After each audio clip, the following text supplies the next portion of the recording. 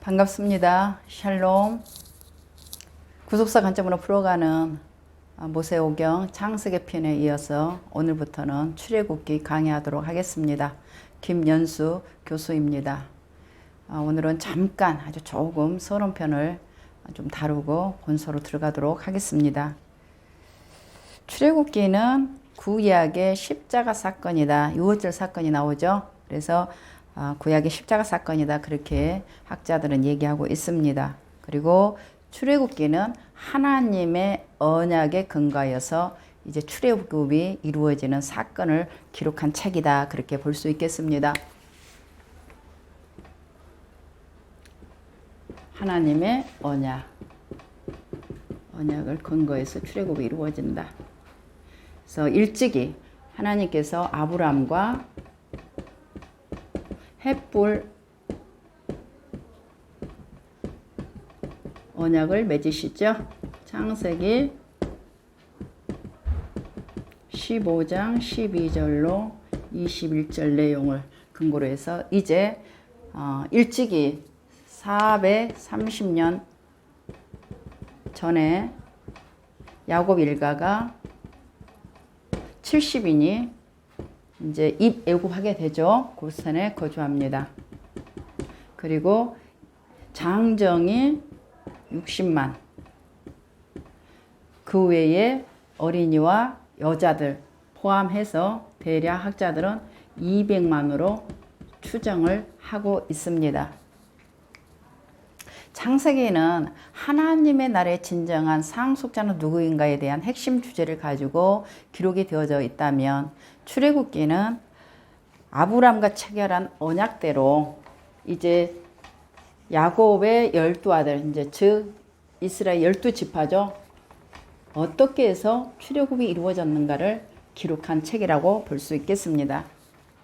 출애굽기는 크게 두 부분으로 나눌 수가 있어요.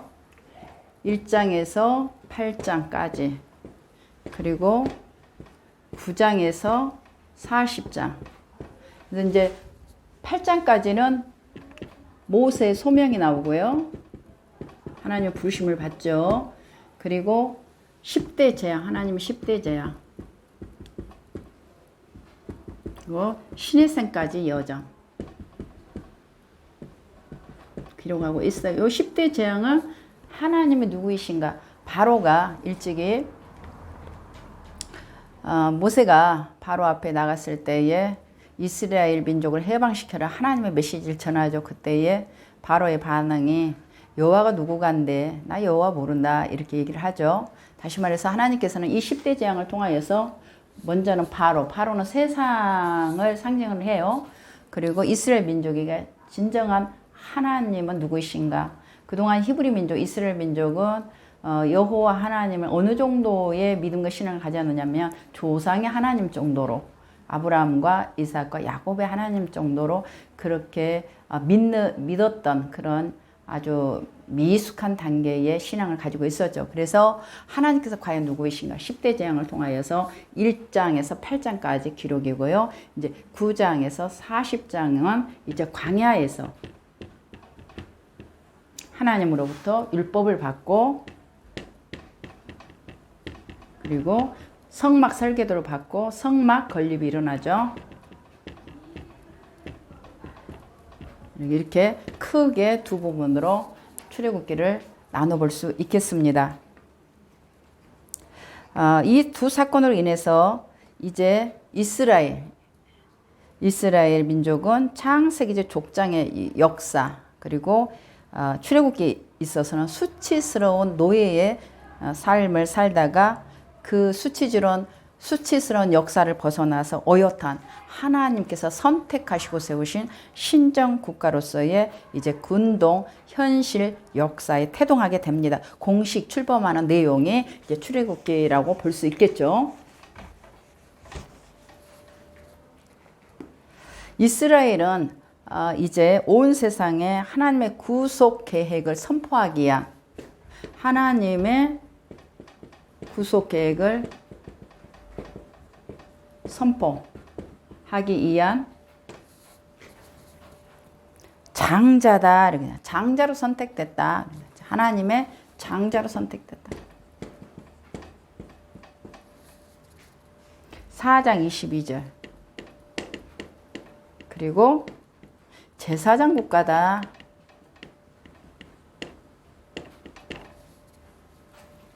19장 6절. 출애굽기는 이러한 사실을 애굽과 시내산을 주의 모델로 그렇게 서술하고 있습니다. 저자를 한번 살펴볼까요? 저자는 여러분도 아다시피 모세입니다.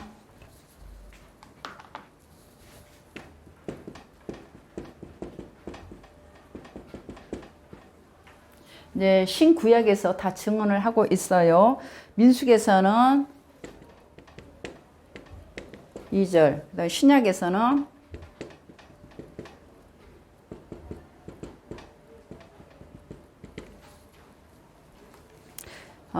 마가복음 12장 26절, 요한복음 5장 46절, 사도행전 3장 22절, 로마서 10장 5절 이렇게 성서 고고학적인 그러한 자료들도 모세가 오경의 저자라는 전통적인 그러한 견해를 확증해주고 있습니다. 기록 목적, 출애굽기가 기록되어진 목적이 있겠죠.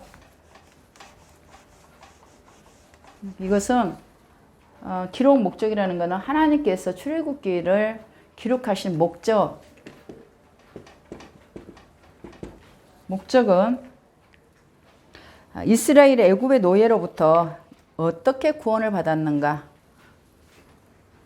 노예에서 구원, 어떻게 구원을 받았는가, 그리고 하나님이 아브라함, 이삭, 야곱과 맺으신 언약에 어떻게 신실하게 역사하셨는가, 하나님께서 언약하신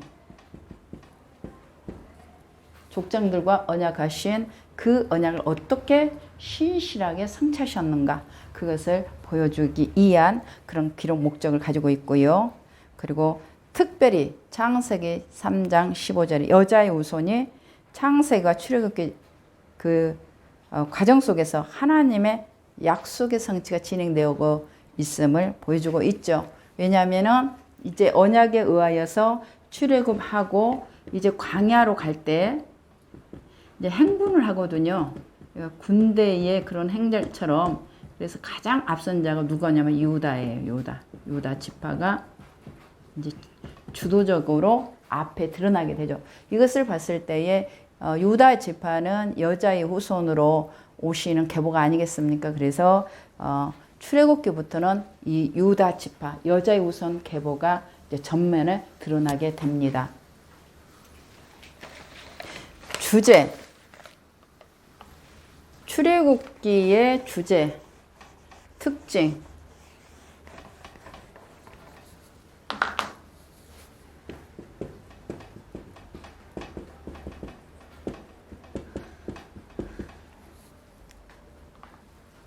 선민 탄생.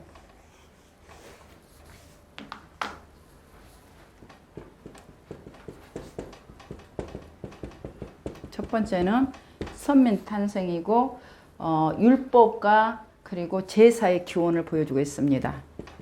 하나님의 율법과 제사의 기원.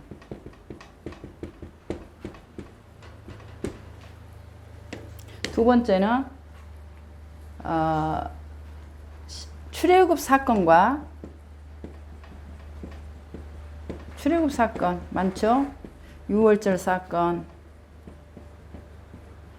홍해 뭐 등등 10대 재앙,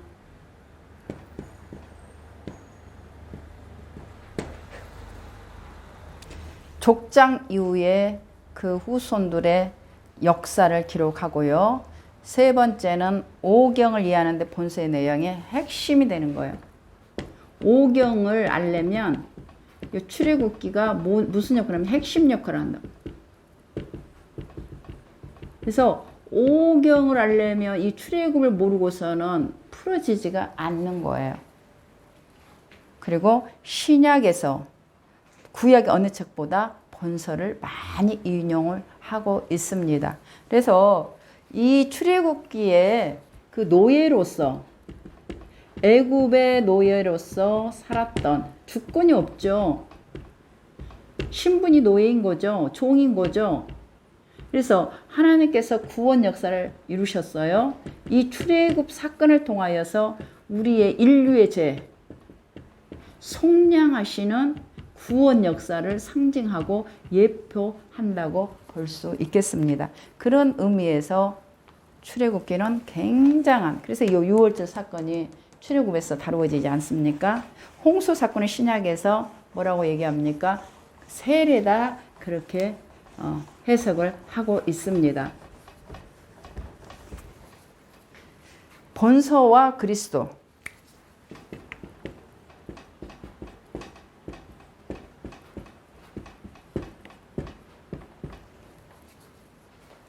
첫 번째는 6월절 사건이 있겠고요. 요 6월절 사건, 어린 양 피 흘림의 사건, 예수 그리스도의 십자가 사건입니다. 그래서 요 6월절 사건, 그래서 출애굽기는 구약의 십자가 사건의 기록이다 그렇게 말을 하고 있는 겁니다. 또 만나 사건, 만나, 광야에서 만나, 그다음에 반석의 생수 사건, 또 성막, 구속사체로 중대한 사건들이 이 출애굽기에 많이 담겨 있죠. 신약 성경에 나타나는 예수 그리스도 구속사역을 이해하는 데에 출애굽기는 필수적이라고 볼 수 있겠습니다. 1장 살펴보도록 합니다. 1장 보시겠습니다. 핍박받는 이스라엘. 이스라엘이 핍박을 받음으로써 하나님께 부르짖죠. 그러니까 어떻게 해서 출애굽하는 배경이 바로 고난받는, 핍박받는 이스라엘인 거예요.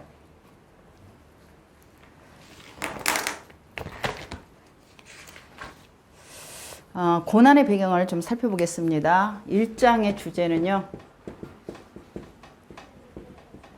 고난받은 이스라엘.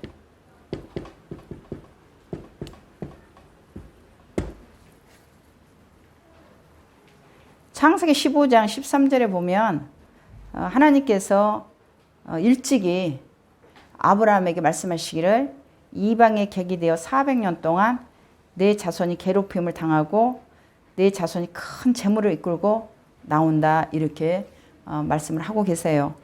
그러니까 일찍이 이제 야곱 일가가 입애굽했을 때가 430년 그 정도. 그래서 하나님께서 수많은 몇백 년 후에 언약을 그 전에 아브라함과 하시면서 이렇게 이방의 객이 되어서 400여 년 만에 큰 재물을 이끌고 나올 것이다. 그러니까 조금 전에 말씀드린 것처럼 창세기와 출애굽은 뗄래야 뗄 수가 없는 그런 관계를 가지고 있습니다. 그런데 고난받은 배경이 세 가지로 나오고 있어요. 왜 고난을 받게 되었나? 첫 번째는 큰 민족이 되었다. 창대해졌다. 이스라엘 민족이. 200만이라고 했으니까. 그리고 고생거주. 이건 조금 설명이 필요하고요. 요셉을 알지 못하는 세왕. 요게 이스라엘 민족이 고난받는 근거가 된 거예요. 배경이. 이스라엘 민족이 창대해진 것은 설명을 안 하셔도 충분히 이해할 수 있는 부분이고요. 그러면 고센 지역의 거주가 왜 고난받는 이유가 되었는가?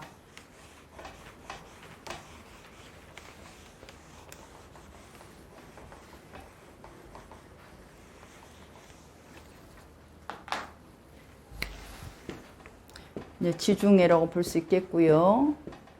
여기 이제 팔레스틴, 여기가 이제 삼각주, 이건 나일강, 고센이 이쯤입니다.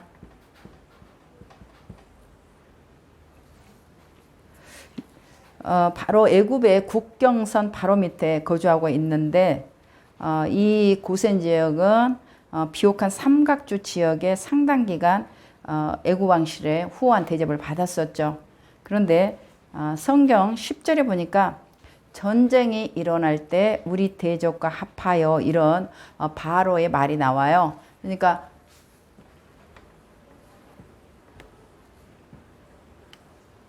페르시아만, 여기 유프라테스강, 티그리스강, 여기가 메소포타미아 지역. 그래서 이렇게 여기 북쪽에서, 애굽의 입장에서는 북쪽이죠. 그래서 어떤 외부 세력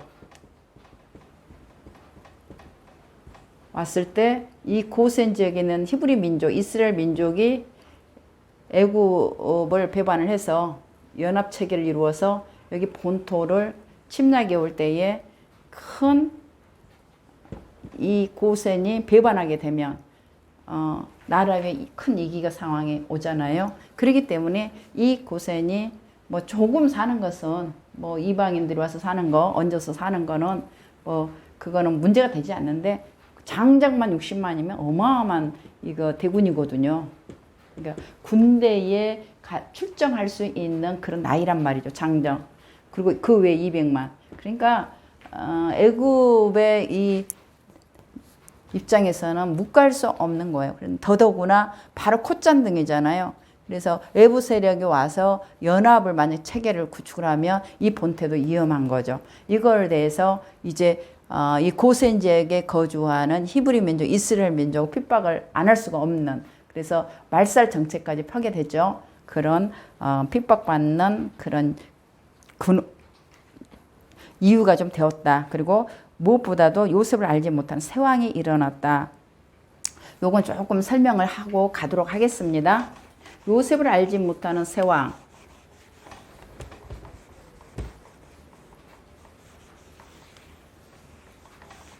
뭐 당연히 요셉에 대해서 몇백 년 전에 요셉인데 어떻게 지금 애굽 사람들이나 그리고 바로 왕이 요셉을 잘 알 수 있겠어요. 근데 어떤 그러한 면을 얘기하는 것이 아니고 무슨 얘기냐면은 애굽은 오랜 시간 이민족인 힉속스 민족, 요 힉속스인에게 통치를 받은 적이 있습니다. 이 힉속스인은 애굽 땅의 지배자라는 뜻이에요. 요 말 자체가 땅의 지배자, 통치자, 뭐 왕자 그런 의미를 가지고 있어요. 이들은 152년 동안 그 이집트를 통치하면서 원 이집트 민족들과 끊임없는 갈등과 또한 그러니까 속국이 된 것이니까 얼마나 고통을 받았겠어요. 이런 시기에 히브리인들은 익소스 사람들이 통치하기 이전에 그래도 원 이집트의 그 애굽이 이렇게 호의롭게 돼 있거든요. 요셉의 그 은혜를 생각해서 그래도 히브리 민족, 이 민족을 그래도 잘 갈등 없이 우대하면서 그렇게 잘 좋은 관계를 맺고 살았어요. 그렇게 볼 수 있겠죠. 그런데 요 힉속스인들은 셈족입니다. 그리고 이스라엘 민족도 셈족이에요.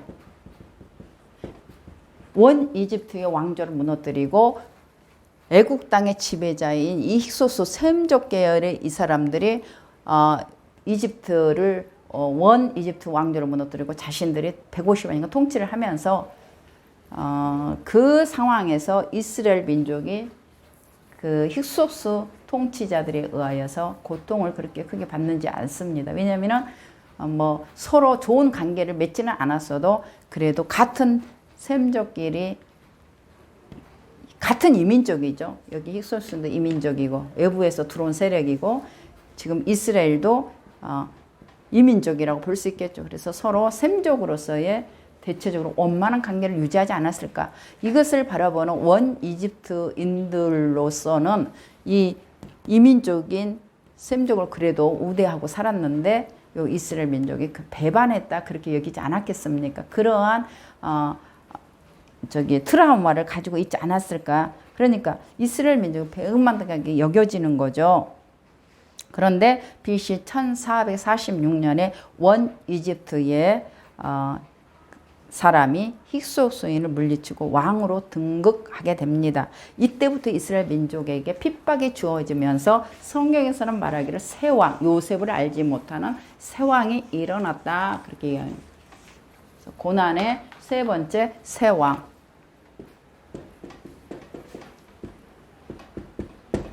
이 새 왕이라는 것은 이제 힉소스인을 물리치고 새로운 원 이집트의 그 출신이 이집트의 애굽의 왕조를 여는 거예요. 왕조. 18왕조입니다. 그래서 그러면 이 18왕조에 이제 많은 왕들이 세움을 받는데 조금 곧 이스라엘 민족이 고난받고 하나님께 부르짖고 하나님께서 모세를 준비시키시고 소명을 맡겨서 이렇게 10대 장을 일으키고 출애굽한 여정 가운데에 그 18왕조의 그 왕들, 그러니까 이스라엘 민족과 좀 연관된 그 왕들만 조금 기록하고 제가 또 설명을 하도록 하겠습니다. 이제 힉소스인을 물리친 그리고 새 왕조, 원 이집트인이 새 왕조를 연 그 창건자는 그러니까 원 이집트인이죠. 힉소스인을 물리친 원 이집트인 아흐모세예요. 아흐모세. 이집트의 18왕조를 연 창건자.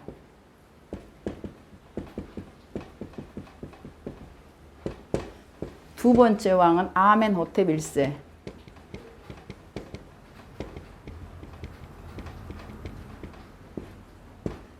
투투모세 1세.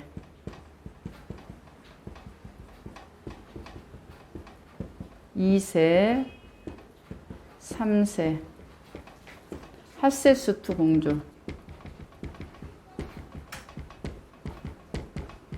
성경에서는 바로의 딸이라고 합니다.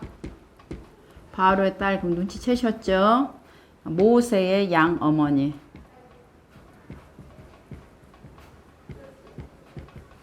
그리고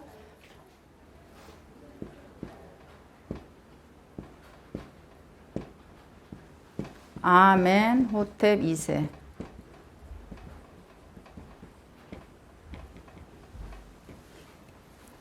아흐모세, 아멘호텝 1세, 투투모세 1세. 그리고 쭉 이게 요셉을 알지 못하는 새 왕.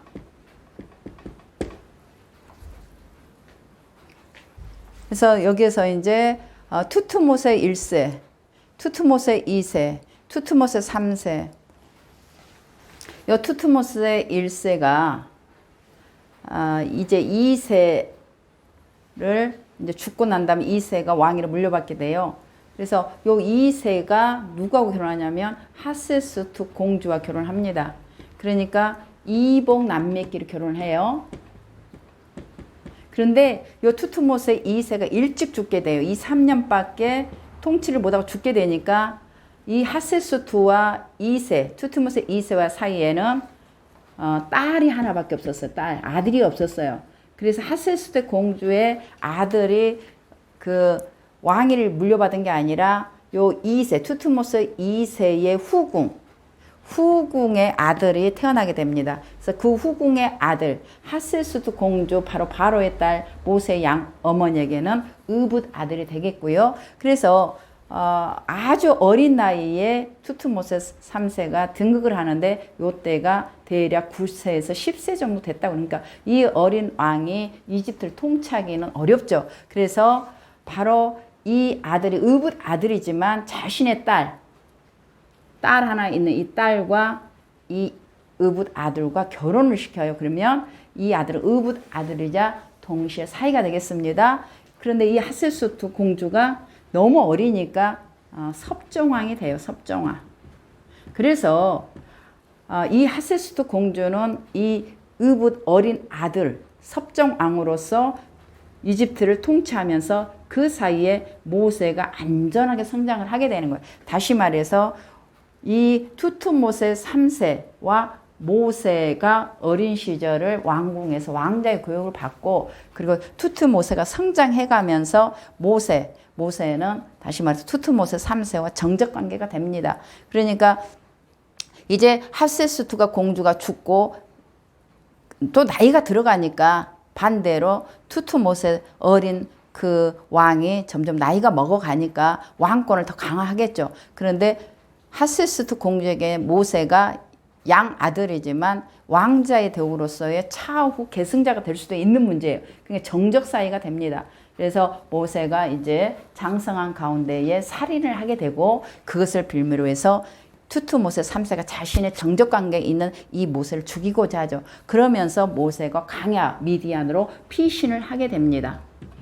그리고 40년이 지난 연후에 이제 투투모세 3세가 죽고 그의 아들 아멘호테 2세가 지금 애굽을 통치하고 있는 거예요.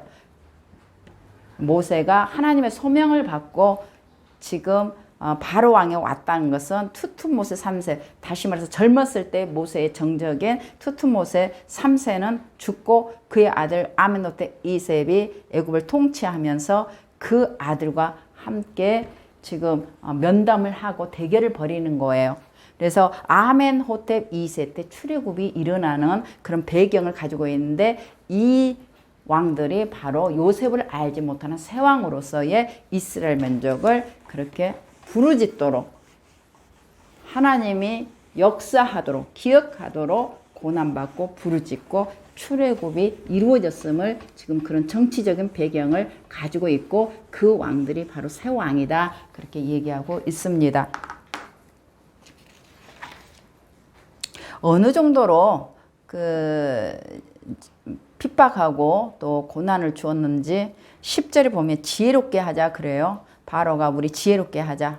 이스라엘 민족을 지혜롭게 우리가 핍박을 하자. 그 얘기는 원어적인 뜻은 교묘하게 아주 빈틈없이 다루어서 저들을 아주 히브리인이라는 그런 민족을 말살시켜버리자. 그래서 남자애들은 다 죽이고 그리고 여아들만 살려서 이제 원 애굽인들과 결혼을 시켜가지고 그 히브리적인 이스라엘적인 그런 정체성 완전히 소멸시켜버리자. 완전히 애굽화 시켜버리자. 그래서 애굽에서 그런 순수한 셈족으로서 히브리 민족으로서 고센 지역에서 전통성을 가지고 살아가는 이들을 완전히 와해시켜버리자. 그래서 노동력은 노예로서 사용을 하되 이들의 히브리인에서 정체성을 완전히 소멸시켜버리자. 이런 정책을 민족 말살 정책을 펴는 것이 바로 아멘호텝 2세가 절정에 이르게 되죠. 오늘은 여기까지 1장까지 강의하도록 하겠습니다. 강의 들으시느라고 수고하셨고 애썼습니다. 감사합니다.